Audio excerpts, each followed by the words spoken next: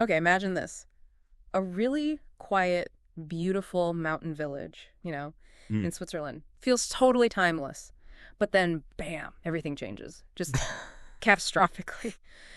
Today, we're doing a deep dive into what happened very recently in Blatten, Switzerland. Yeah, it's quite the story. We've got news reports, official timelines, briefings from experts, Yeah. all laying out this huge natural event. It really shows incredible destruction, but also, maybe surprisingly, a lesson in being prepared. Right. So our mission today is to unpack all this for you. We want to figure out, what exactly went down in Blatten, look into why it might have happened based on the science we're seeing, and pull out the really key things you should take away from it wherever you might be listening. Okay, let's get into it. So the main event, it hit on May 28th. What we saw was essentially a massive mass movement, colossal landslide. Okay. Ice, mud, rock, all coming down after a huge chunk of the Birch Glacier just collapsed. Right. Experts are actually calling it one of the biggest events like this ever recorded in Switzerland.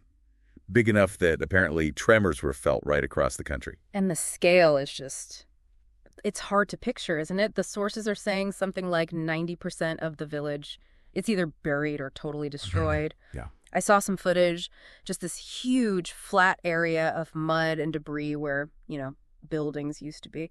The mayor, Matthias Billwald, he put it very bluntly. He said, "We've lost our village. The village is under rubble." It's just heartbreaking, isn't it? Especially losing the physical core of a community like that. But here's what's really striking, and it's a major point in the sources. Despite that level of, well, total physical destruction, Yeah. there wasn't a mass loss of life. And that's because the residents, about 300 people, they were evacuated days before, back on May 19th. Days before. Wow. Yeah, geologists have been watching the area very closely. They saw warning signs, Yeah. little rock falls, things like that. And crucially, they issued a warning about the instability of the mountain face behind the glacier and the potential for a collapse. So paying attention to those early scientific warnings, that was absolutely critical here. Though it's tragic. One person is still missing, isn't that right? A local man? Yes, a 64-year-old man. Yeah. The search is ongoing, so even with that successful evacuation, Yeah. there's still a very real human cost. Absolutely. No. Okay, so let's shift to the why. Why did this happen? Right. It wasn't simple, not just one single cause. The sources point to a pretty complex mix of factors.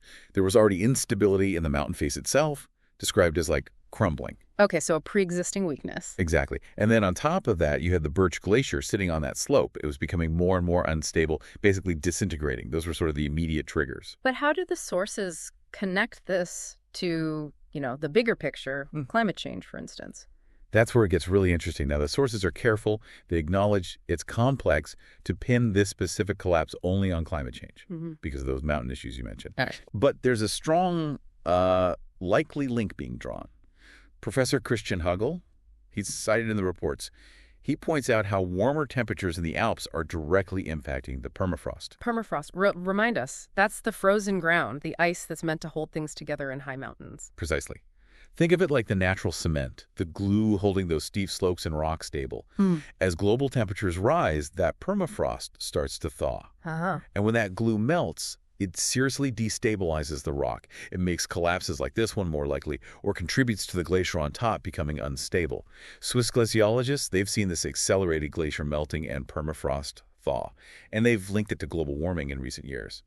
So, while it's not the only cause, climate change likely played a pretty significant role here by weakening the landscape's foundations. Okay, so you've got this kind of perfect storm, existing mountain weakness, an unstable glacier, and then this amplifying effect from warming temperatures hitting the permafrost.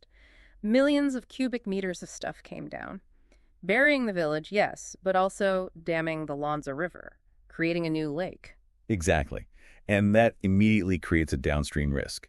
Authorities have already had to evacuate some buildings and villages nearby, just as a precaution, because there's a worry that this new lake could breach the debris dam, which is obviously unstable itself, and the landslide deposit itself is still volatile, making any kind of intervention extremely tricky and dangerous. So wrapping this up, what does this deep dive into Blatten mean for you listening? We've seen the incredible power of nature, the devastating impact on a community, but also how crucial that proactive monitoring and evacuation was, and this complex mix of causes, including the likely fingerprint of climate change on mountain stability. Yeah, and this event, although it happened in one Swiss valley, It really holds lessons that resonate much more widely. Changing landscapes, natural hazards being amplified by climate shifts, the subtle but profound effects of warming on things like permafrost.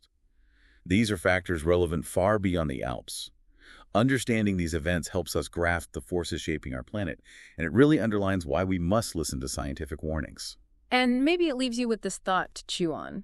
In a world where landscapes are changing so fast because of climate shifts, what does it really mean for a community to rebuild, not just buildings, but their whole future in a place that's been so fundamentally changed by an event like this? And how does that challenge our ideas about living with nature rather than just on it in a warming world?